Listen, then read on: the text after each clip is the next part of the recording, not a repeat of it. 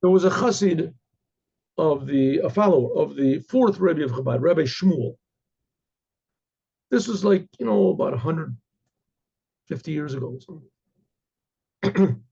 So it was Shabbat. He was really tired. It was Shabbat.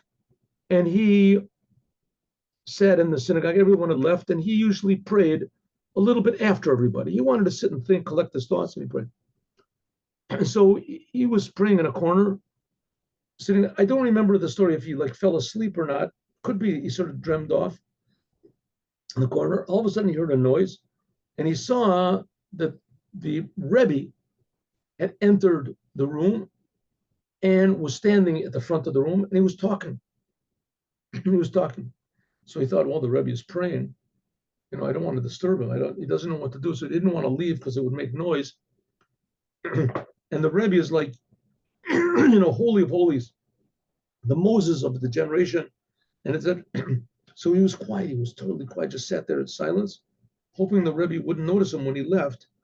But the Rebbe did notice him. The Rebbe turned around and said, oh, Rabbi Yerucham, how are you? I'm so glad you're here. He says, you know what I was just doing? So he said, no, I don't know. So he said, I was just escorting my father. My father came to visit me. I was escorting him. His father was the Tzemach Tzedek, the third Rebbe of Chabad, and he had passed away. He had passed away several years before. I was escorting my father. So he said, yes. He said, you want to know how I know? How I learned how to escort my father? So he was amazed. The Rebbe is telling me these secrets. He was just a regular person. So he said, well, when I was young, I used to learn with my father every day. This is the Rebbe Marash, Rebbe Shmuel, telling this chassid. I used to learn with my father every day. We had a set time for learning. And this time was very, very precious, very valuable to me. An hour, whatever, 2 hours a day. And my father always left the door open, and I would come in and we would learn. And I came one day, and I saw the door was closed. And I was very, I was very surprised. He was like, I don't know, I think he was like 10 years old at the time, the Rebbe Morash. So I was very surprised. And it could be that he was after bar mitzvah, but if it was very, it was very young. Anyway, around the age of bar mitzvah. So he said, I was very surprised. My father left the door closed. My father was very, very, exact with time. So I looked in the keyhole. In those days, there used to be a keyhole that you could look through. It was shaped like a keyhole, round on the top and square on the bottom. So I looked in the key and I saw that my father was standing there talking to two people.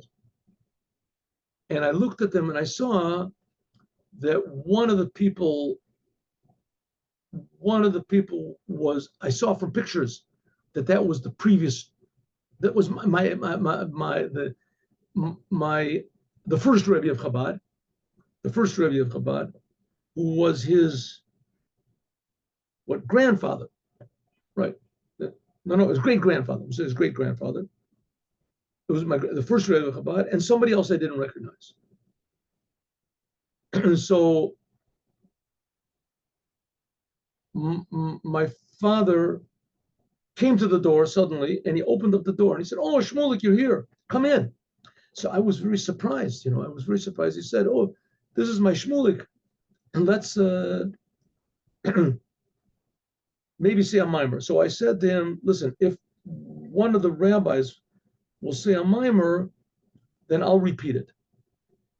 I can repeat it." And he said, and I went and I touched the garment of the Alter Rebbe, of the first Rebbe, and I felt the garment. He was really there physically. The Rebbe was really there. And I understood that the other person was there, must have been the Maggid of Mezrich. Must have been the Maggid of Mezrich, that he had passed away even before.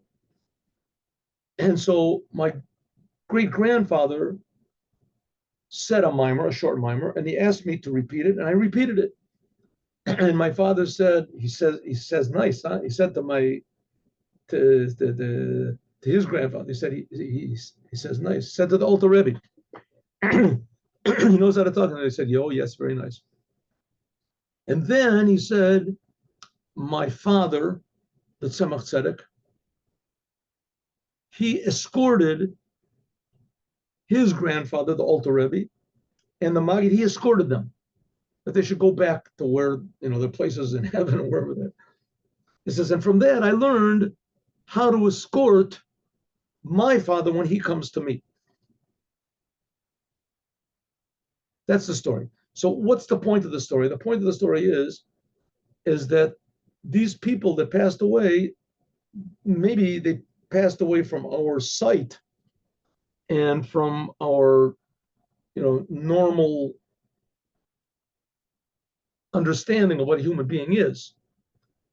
But they didn't pass away in any sense of the world from life, right? Their life was eternal, and even their bodies were eternal. He said, I felt the physicality of my grandfather, felt them.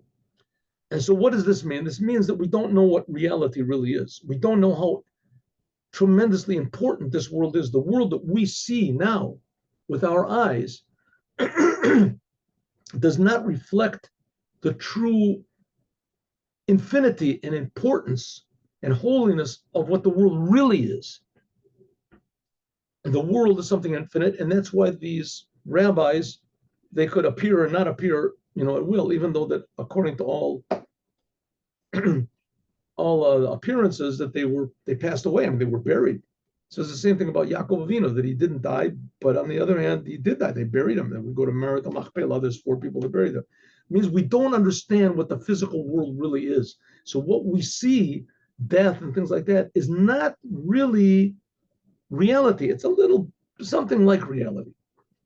As we'll talk about more, God willing, tomorrow. Have a good day with Mashiach now, and we'll see you at 8:15. Thank you for coming.